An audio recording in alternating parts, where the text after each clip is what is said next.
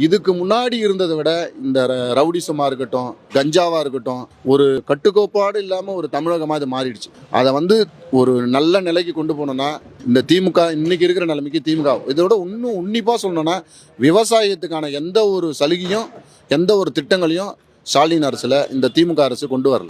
நம்ம போன ஆண்டு எடப்பாடியார் கொண்டு வந்த திட்டங்கள் தான் இன்னைக்கும் விவசாயிகிட்ட இருக்கு. அவங்க முழுமை ஒரு கால்வாய் கூட அவங்க சீரமைச்சதா தெரியல, ஒரு நல்ல திட்டங்களை கொண்டு வந்த மாதிரியும் தெரியல. ஸ்டாலின் அவர்கள் நான் டெல்டாக்காரன் சட்டமன்றத்திலே முழங்கினாரு. எப்படி இதை வச்சு சொல்றாங்க?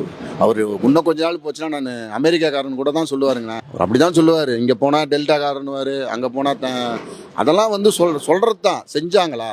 மக்களுடைய எதிர்பார்ப்பு என்ன, மக்களுடைய எண்ணங்கள் என்ன? அதாவது எதிர்கட்சியா இருக்கும் போது என்ன சொன்னாங்கன்னா, கருப்பு கொடியை பிடிச்சிக்கிட்டு மது ஒழிக்கிற மதுக்குன்னு ஒரு ரோட்ல நின்னாங்க.